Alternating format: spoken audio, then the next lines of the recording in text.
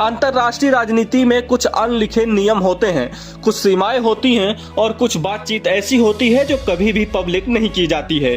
लेकिन अमेरिका के राष्ट्रपति डोनाल्ड ट्रंप ने इन सभी सीमाओं को तोड़ते हुए फ्रांस के राष्ट्रपति इमैनुअल मैक्रोन की प्राइवेट चैट सीधे दुनिया के सामने रख दी है। न कोई प्रेस कॉन्फ्रेंस, न कोई आधिकारिक बयान, सीधे सोशल मीडिया पर स्क्रीनशॉट्स।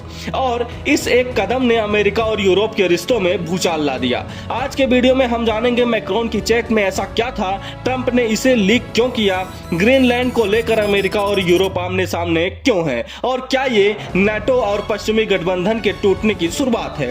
वीडियो अंत तक देखिए क्योंकि ये सिर्फ एक चैट लीक नहीं, ये ग्लोबल डिप्लोमेसी का सबसे बड़ा झटका है।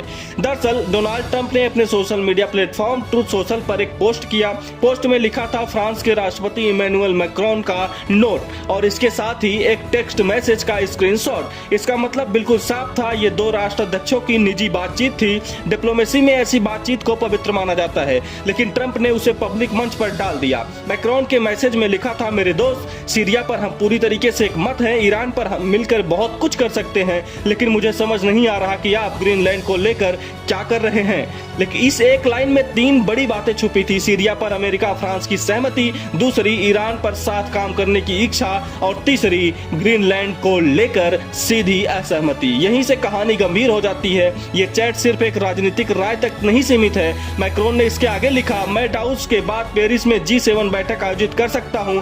हम साइड में यूक्रेन, डेनमार्क, सीरिया और रूस को भी बुला सकते हैं और अमेरिका लौटने से पहले हम दोनों पेरिस में डिनर भी कर सकते हैं। ये सब बैकडोर डिप्लोमेसी का हिस्सा होता है। ऐसी बातें भरोसे पर चलती हैं, कैमरे से दूर रहती हैं और इन्हें पब्लिक करना सीधे सीधे भरोसा तोड़ना होता है। अब सवाल उठता है कि ग्रीनलैंड इतना अहम क्यों है। दरअसल ग्रीनलैंड डेनमार्क का हिस्सा तो है, लेकिन एक स्वयं शासित क्षेत्र है और नाटो सदस्य देश के अंतर्गत आता है।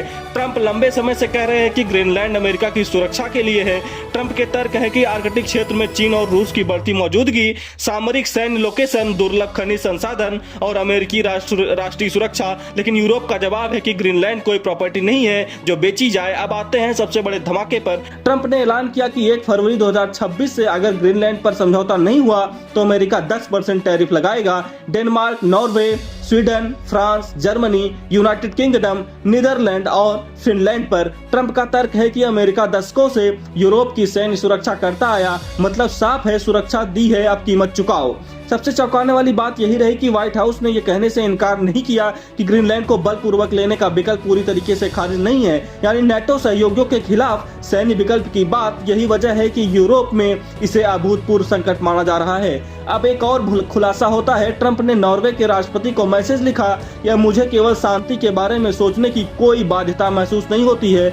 इस बयान को पिछले नोबेल शांति पुरस्कार न मिलने से जोड़ा जा रहा है। मतलब अब शांति नहीं है, अब और पॉलिटिक्स। इतिहास में बहुत कुछ कम बार ऐसा हुआ है जब इतने यूरोपीय देश एक साथ अमेरिका के खिलाफ बोले हो। चलिए अब जानते हैं कि इन देशों ने संयुक्त बयान जारी किया। इनमें Denmark, Norway, Sweden, Germany, UK, Netherland और फिनलैंड है। बयान में कहा गया है कि ट्रंप की टैरिफ धमकियां ट्रांस अटलांटिक रिश्तों को नुकसान पहुंचा रही हैं और ये खतरनाक टकराव की ओर ले जा सकती हैं। अब नॉर्वे का कहना है कि हम दबाव में नहीं आएंगे। ब्रिटेन का कहना है कि ग्रीनलैंड का भविष्य की ओर ग्रीनलैंड और डेनमार्क तय करेंगे। फ्रांस की तरफ से मैक्रोन ने टैरिफ को अस्वीकार बताया। स्वीडन कह रहा है कि हम ब्लैकमेल नहीं होंगे और यूरोपीय संघ की ओर से उर्सुला वॉन डेर लेन ने कहा कि टैरिफ अंतर्राष्ट्रीय कानून और संप्रभुताओं के खिलाफ है। इस पूरी खबर का सबसे खतरनाक पहलू है कि निजी कूटनीतिक बातचीत का सार्वजनिक लीक होना। अगर राष्ट्राध्यक्ष खुलकर बात नहीं कर पाएंगे तो डिप्लोमेसी कैसे चलेगी। आज मैक्रोन की चैट लीक हुई, कल किसी और की होगी। इसलिए यूरोप सिर्फ अपमान नहीं बल्कि रणनीतिक खतरा मान चुका है।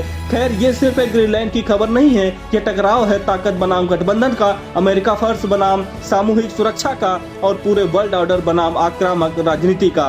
और मैक्रोन की चैट लीक होना इस बदलाव का सबसे बड़ा खतरनाक संकेत है। अब सवाल आपसे है, क्या ट्रंप का ये कदम सही है या पश्चिमी गठबंधन के टूटने की शुरुआत हो सकती है? आपका क्या कुछ कहना है, कमेंट करके जरूर बताएं।